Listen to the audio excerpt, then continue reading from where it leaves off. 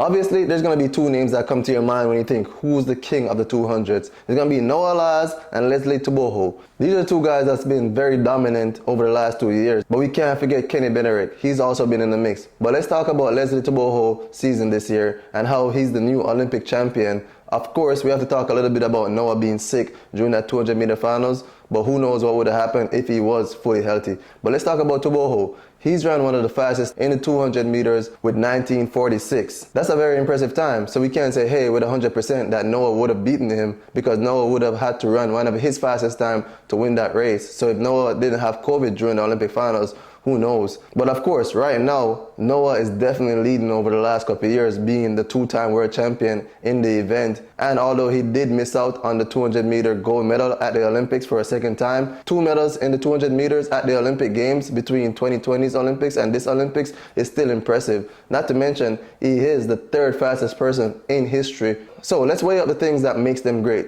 Tebogo is just a great overall athlete. We're talking about everything from 100 straight up to 400 meters. Because in the 400 this year, he ran 44.4. And in the 100 meters, despite not medaling at the Olympic finals, he still ran a personal best and a national record. He's just one of those all-around great athletes. And don't forget that 43.0 split that he gave us in that 4x4, which is the 2nd fastest split of all time.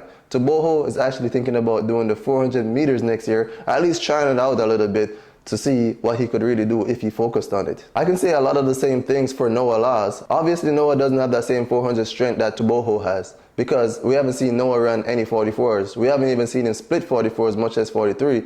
But obviously, he's just a great all-around athlete. One thing about Noah, he's determined. A lot of people don't like him coming out saying, hey, I'm going to do this, I'm going to do that. But a lot of people just aren't confident at the same time, so they don't realize that that's just confidence, that's not arrogance. So that determination is what pushes him to go do something. I think Noah, if he trains for it, could be a 44 runner in the 400 meters. Don't let that indoor split of 45 fool you. I still think he could have done better. Who knows what his training was leading into this. But as far as being the king of the 200, he's definitely been more challenged now than he's ever been. Especially being that Kenny Bednarek has been in the mix over the last couple of years, especially running 19.5 this year at the Olympic trials, being fairly close to Noah, closer than he's usually having people this year in the 200. But I think to determine who's the real king of the 200, we're going to find out in 2025. I think that's when we're going to get to see Leslie Tebogo, Noah Lyles, Kenny Bednarek, and Arian Knighton go at it. And who else can we throw in the mix that's going to shake things up? We don't know if somebody's going to come out of the woodworks and start running sometimes. That's one of the beautiful things about track. But let's talk back logics. The fastest time we've seen over the last couple of years is still Noah Lyles with that 19.3 to break the American record. But we haven't seen him run that because, he's been doubling ever since. Is that doubling affecting what he can eventually do in the 200 meters? We're going to be able to tell come next year, because he's going to be in his year 3 of doing that 1-2 double, and then I think his body will really get used to it. But I'd love to see him and Tebogo go against each other at least 3 times prior to next year's World Championship